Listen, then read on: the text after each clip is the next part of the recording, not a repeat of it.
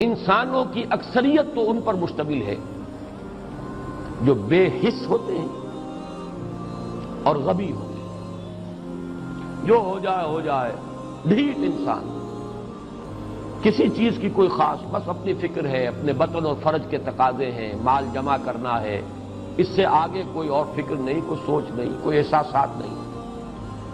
کسی کے دل پر کیا بیت رہی ہے ہمیں کیا، وہ جانے. کوئی بھوکا ہے ہمیں کیا، ہم کسی کے ذمہ دار تو نہیں. لا ابالی، جیسے آ چکا ہے پچھلی صورت میں، من بخل واستغنی استغنا.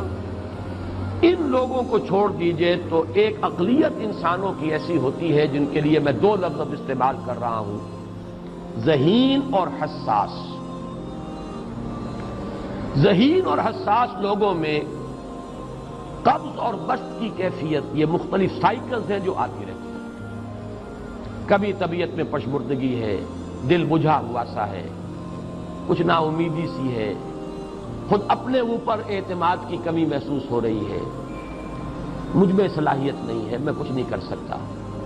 اب تک جو کچھ کیا اسبا بھی ہے، امنگ بھی ہے، امید بھی ہے، روشن پہلو نظر آ رہے ہیں. قبض کی کیفیت میں تاریک پہلو نظر آتے ہیں، مایوسی کے پہلو نظر آتے ہیں، پیسیمزم کی کیفیت.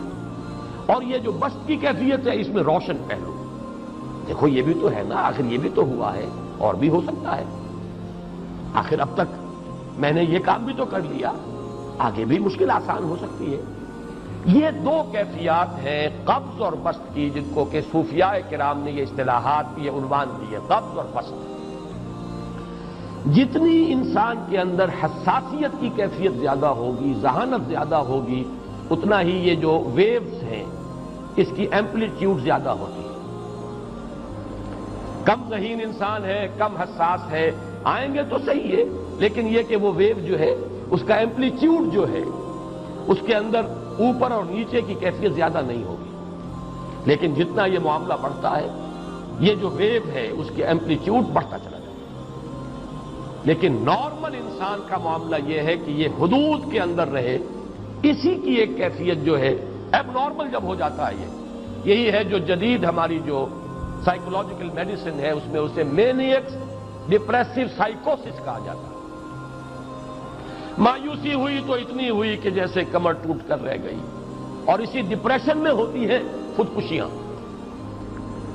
خودکشی کر جاتا ہے ڈپریشن. کچھ روشن پہلو نظر ہی نہیں آ رہا. اور جب کیفیت ہوتی ہے انشراح کی تو آدمی خوب بھاگ رہا ہے، دوڑ رہا ہے، امنگ ہے، محنت ہے، دوڑ رہا ہے، امیدیں ہیں. اب ہر چیز کا روشن پہلو نظر آ رہا ہے. عجیب ہے یہ. اصل میں مجھے کچھ تجربہ بھی ہوا ہے، ہمارے خاندان میں بھی یہ مرض موجود رہا. میرے والد مرحوم کافی طویل عرصے اس مینیک ڈپریسو سائیکوسس کے مریض رہے. کچھ ہوتا ہے یہ معاملہ. ویسے بھی شاید ہمارا خاندان جو ہے اس کیٹیگری میں آتا ہے جس میں ذہانت نسبتاً کچھ زیادہ ہے، حساسیت بھی نسبتاً کچھ زیادہ ہے. یہ دوسری بات ہے کہ کوئی شخص جو ہے یہ فلسفے کے طور پر اختیار کر لے کہ اپنے آپ کو ڈھیٹ بنا لینا ہے، یہ فلسفہ بھی بن سکتا ہے. لیکن یہ ہے کہ اگر آدمی چھوڑ دے اپنی طبیعت کو تو یہ دونوں کیفیات آتی ہیں. انہی کیفیات میں اگر یہ جو اپورڈ اینڈ ڈاؤنورڈ موومنٹ ہے یہ ایک حد سے نکل جائے تو یہ بیماری ہے مینیک سائیکوسس، مینیک ڈپریسو سائیکوسس.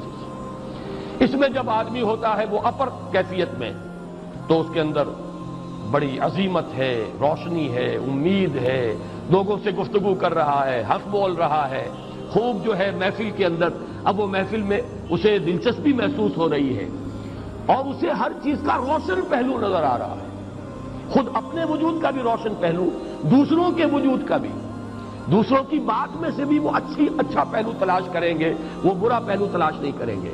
جب دوسری کیفیت ہے ڈپریشن کی، ہر ایک کی بات میں کوئی برائی نظر آئے گی، کوئی اس کی نیت کا فطور ہے، کوئی فساد ہے، کوئی یہ جو ہے بدنیتی کے ساتھ یہ بات کر رہا ہے، کوئی خیر کہیں ہے ہی نہیں، برائی ہی برائی ہے، مایوسی ہی مایوسی ہے، بدلی ہی بدلی.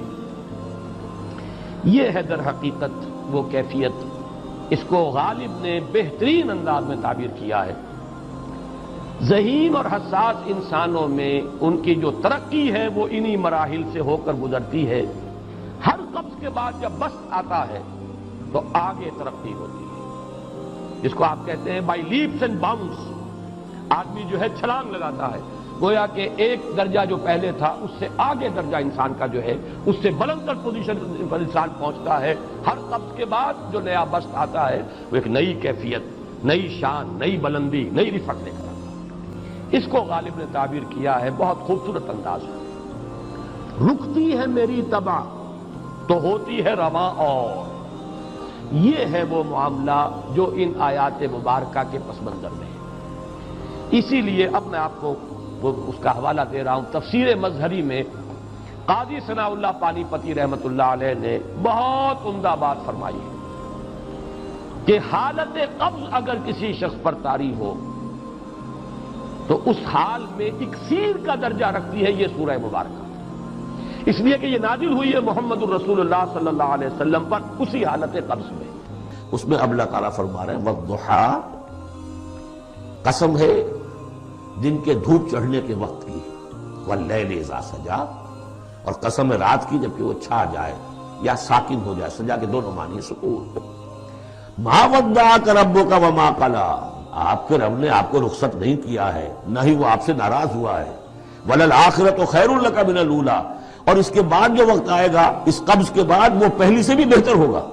وَلَسَوْفَ يُعْطِيكَ رَبُّكَ فَتَرْضَىٰ، ان قریب آپ کا رب آپ کو اتنا کچھ دے گا، اتنا کچھ دے گا، آپ کی محنتوں کے وہ نتائج سامنے آئیں گے کہ آپ راضی ہو جائیں گے۔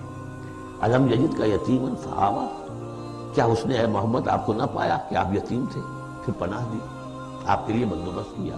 وَوَجَدَكَ ضَالًّا فَہَدَىٰ، اور پھر جب آپ شعور کی پختگی کو پہنچے اور غور و فکر کا مرحلہ آیا، حقائق میں انسان کو سوچ بچار کا مرحلہ آیا اور آپ کو دیکھا کہ آپ تلاش حقیقت میں سرگرداں ہیں تو ہدایت دی۔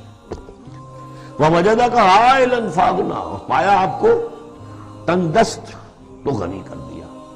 فَأَمَّا الْيَتِيمَ فَلَا تَقْهَرْ، ہم نے آپ کو یتیم پایا، پناہ دی، اب آپ بھی یتیم کے سرپرستی کیجئے، کسی یتیم کو اس کے اوپر کوئی جبر نہ ہو، سختی نہ ہو۔ وَأَمَّا السَّائِلَ فَلَا تَنْهَرْ، اور آپ جبکہ تلاش حقیقت میں سرگرداں تھے تو ہم نے آپ کو ہدایت دی، اسی طریقے سے اب آپ کو بھی کوئی شخص سائل بن کر آپ کے پاس آئے سوال کرے اسے جھڑکنا نہیں ہے۔ وَأَمَّا بِنِعْمَةِ رَبِّكَ فَحَدِّثْ، اور جو ہدایت تمہیں دی ہے ہم نے اب اسے عام کرو، یہ نعمت ہے، آپ کے رب کا انعام ہے، یہ ہدایت جو آپ کو عطا ہوئی ہے اس کو بیان کرو۔ اس کے بیان کرنے میں یہ بھی ہے کہ اللہ کے انعامات کا چرچہ انسان کرے اس کا شکر ادا کرنے کے لیے، اور یہ بھی ہے کہ اس کو پھیلائے اور عام کرے، دوسروں تک پہنچائے، ورنہ وہ بخل ہو جائے گا کہ وہ دولت جو ہے ہدایت کی اس کو آدمی صرف اپنی ذات تک محدود رکھے اور اس کا جو خیر ہے وہ